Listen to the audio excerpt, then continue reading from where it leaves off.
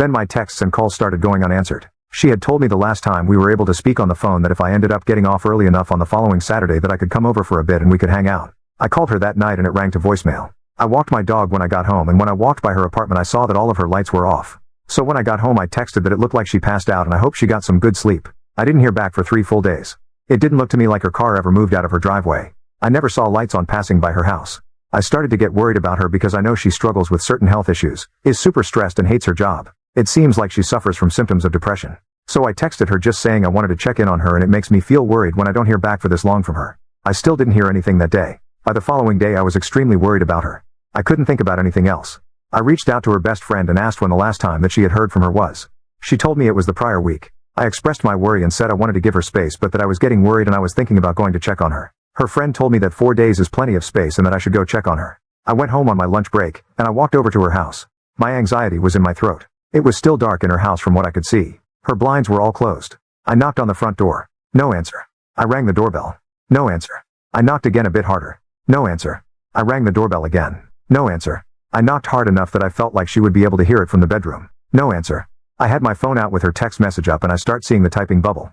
I am on AF King client call, stop knocking. I immediately left. I sent a text message saying sorry, I was just really worried about her. I thought more and added a little later on that I realized I went overboard with the knocking and I was really sorry. It went another full day and I didn't hear back. I talked to my father, who said it doesn't seem like she is communicating or treating you very well. I told him I just wanted to talk to her and I had half a mind to go knock on her door now, at night, just to talk with her and let her know what is going on in my mind. But I was worried about looking crazy or ruining things further. He asked me how much would change from how things had been going. At least if I did this and I could talk with her I would have an answer. So I wrote a text telling her I was going to stop by in 5 minutes to just chat for a bit, and that it was really important that we talked. I went over and rang her doorbell. No answer.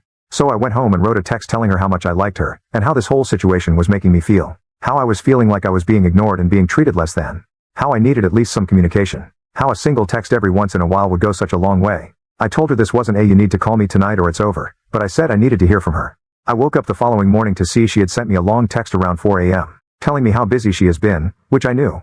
How she has barely had capacity to even get to her desk. That she has been working 14-hour days and just crashing. Telling me that she'd already told me she would be unavailable. She said coming to her door while she was working and banging on it was incredibly uncalled for. She said her car had clearly been moved. She said that me doing that while I knew she would be unavailable, and she was at work, she works from home, during work hours is a hard line for her. I didn't know that unavailable meant zero contact or being able to see her at all. But regardless, in one fell swoop I ended my relationship with someone I cared about deeply. All because I couldn't get a grip on my anxiety and be patient. Update, 10 days later, my last post kinda blew up, so I figured some people might appreciate an update. I mentioned at the end of my original post that she had sent me a long text the following morning telling me how much I had messed up and crossed a hard line.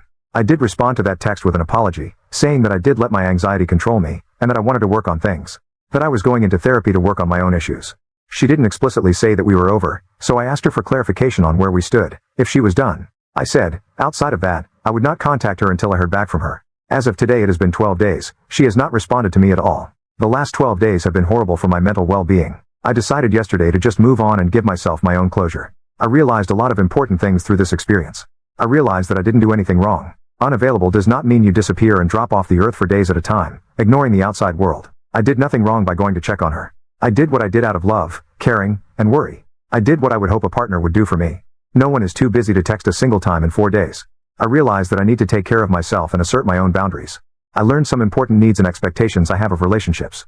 I learned about my own codependent and anxious tendencies that I need to work on. I realized there were a lot of red flags about this woman that I was ignoring. In the past 12 days, I have taken up meditation, journaling, and daily practice of gratitude. I have gotten into therapy, and back into the gym. I have talked with her best friend again, who hasn't heard from her in about as long as I have. The silence isn't personal to just me, which did make me feel a little better at one point. However now, I am still upset. I am mad at the way I have been treated throughout this whole process. I know this is an extremely busy time for her, and I know she is struggling, but I still have needs and she decided to be my girlfriend. Needs that she is apparently, for any reason, incapable of meeting. Leaving someone who loves and cares about you in the dark for 12 days, when you live a 3-minute walk from each other, is unkind at best. I still don't know what is going on in her head, and I don't know if I ever will. I would still be open to talking with her, and hearing her out. I am extremely unlikely to take her back though. I deserve better. I think my biggest realization is that I can give myself closure, I can detach and take care of myself, and still love her and others around me. I wish I could snap my fingers and be over her, but I know it is going to take a little bit. Thank you for all the assurance, kind words, and those who reached out to support.